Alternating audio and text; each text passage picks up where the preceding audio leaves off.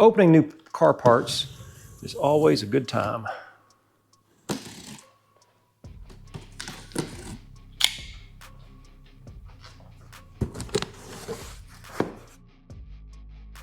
Hey Speedy's Garage gang, welcome back to the Speedy's Garage YouTube channel. You know, I've been talking about what I'm going to do next with the Demon 170, and the tracks are about to open up for the racing season here in a couple of weeks for 2025. So I'm going to start getting Otis here ready to go. If you've been following along, you know I've done some data logging on this car, and honestly from the factory, you know, it runs on flex fuel E85. The tuning is pretty hot, I'll be honest with you. So if I were tuning it myself, having experience with the Hellcat and Mike from OST Dyno kind of mentoring me and training me on how to tune these cars, my unprofessional but semi-professional opinion is that these are tuned about as hot as you can get them, and you're not going to gain a whole lot from tuning, and I've data logged that. If you've been following along or watched the channel, you've seen that. So really the best way to make these cars faster is to make them as light as possible. And so I'm going to start a series of small changes, because I still drive this car around a lot on the street. I'm not going to turn into a race car and turn into a tin can or anything like that. But there's some simple changes that I think I can make that will start shaving some pounds off the car. And this particular one, this particular Demon 170, it is pretty well optioned. I did do a rear seat delete and the full leather package. I did that. So that comes with the stereo and the electronic technological goodies, I guess you'll say, subwoofer in the trunk and all of that.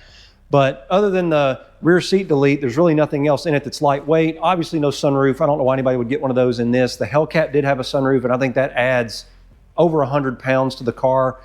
And so I'm gonna try to start lightening this one up, and I got some parts that have come in today I'm gonna show you.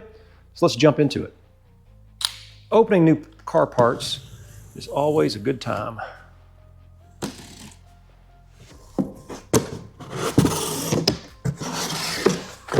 Oh yeah, it's gonna look good.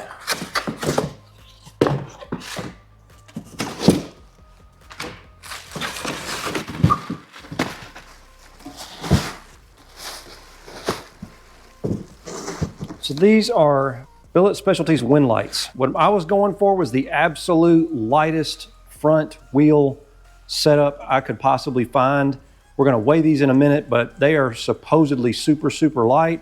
And I asked them to powder coat them gunmetal gray to as closely match the factory wheel color as possible, because I will run the factory wheels in the rear. And I'm trying to almost keep it looking factory stock if you didn't really know what you were looking at. I may try to get a SRT center cap to replace that one. That would be kind of cool. Let's weigh these, see how much they show on the scale. And the wheels do have this decal on them. You'll want to pay attention to that, and it's pretty standard practice. If you mount a tire to the wheel and there's a problem with it fitting, you own it. So you always want to test fit your wheel, which we're also going to do here in a second, before you mount tires to them, to make sure they're exactly what they're supposed to be. I mean, I'm sure Billet Specialties got this right, but we're going to double check, trust but verify. And then also it says, do not mount this wheel on tire machines that secure the wheel with jaws that grip the inside of the wheel on the back side. This type of machine will damage the wheel and void the warranty. Touchless mounting machines are strongly recommended. And there are the specs: 17 by 4.5 with a 5 by 115 bolt pattern and a 2.0 backspace. So there we go, right at 12.5 pounds for the wheel.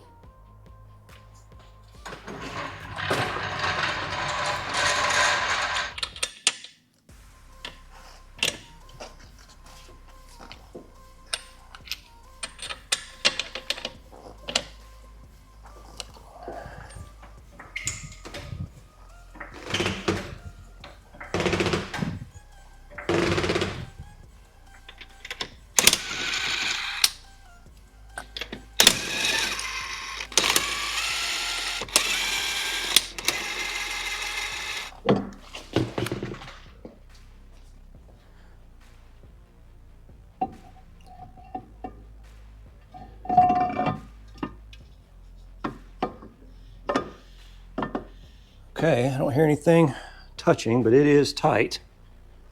Let's see. I'm using some of the factory Demon open-end lug nuts. They are 22 millimeter. Put a couple of these in just to hold the wheel up there.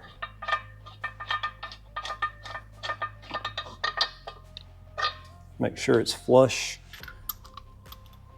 with the wheel hub.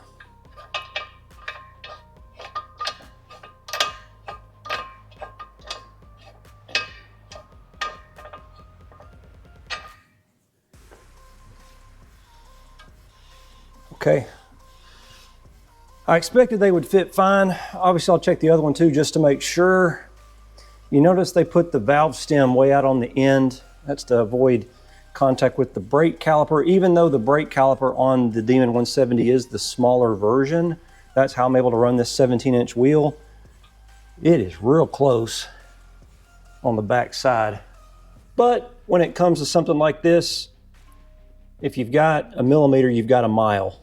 So you can see there's probably 3 or 4 millimeters of gap between the wheel and the brake caliper. So these are the correct ones. They fit no problem. However, we will have to be conscious of where the wheel weights go. You wouldn't want to put them back here on the back part of the wheel like you see them sometimes being placed. We're going to have them put on this lip right here up behind the spoke, or they could contact the brake caliper, and you definitely don't want that. So I'm going to tell the tire guys to mount the weights right up against the back side of the front face. Okay, now that I've test fit the wheels and I know they are good to go, we're going to run up to the tire shop, grab the tires that we got to go with them that are also super light. So let's head out.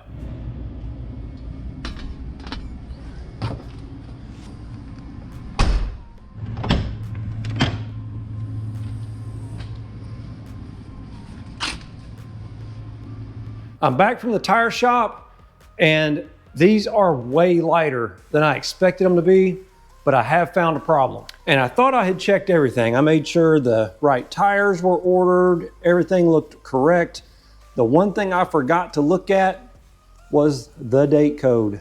Every tire has a date code on it, and it's down here on the end. You can see it's the last 4 digits. So hopefully you can see that. This is the 42nd week. And then the next 2 digits are the year 2019. Well, it's now 2025.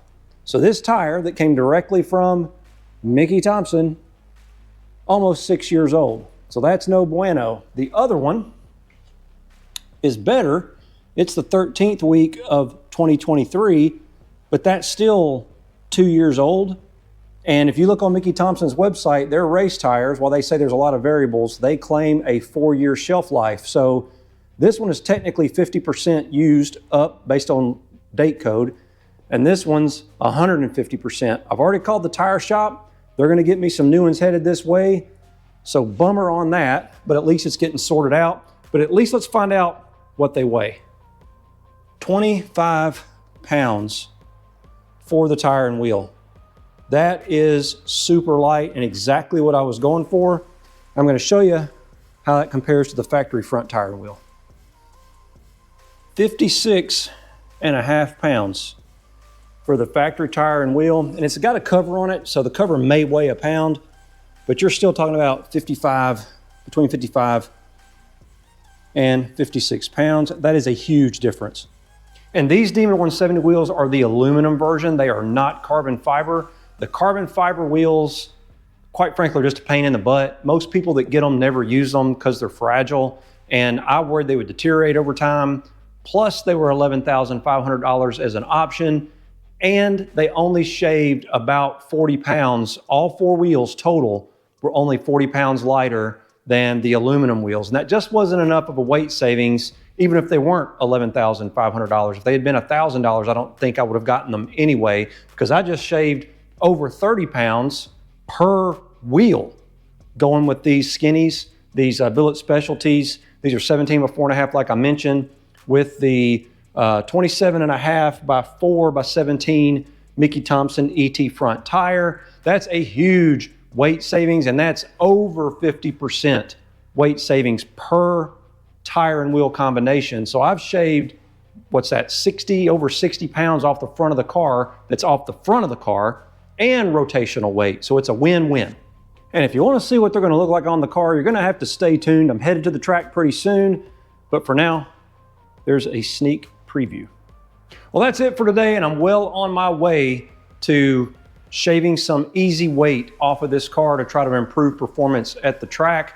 That's an easy 60 pounds. I'm going to do some, few more little things to see how much I can actually shave. Again, this is a pretty well optioned 170 with a leather interior and all that, and it means I get the, motorized steering column and stereo and a few other things that I'm never going to fool with getting rid of.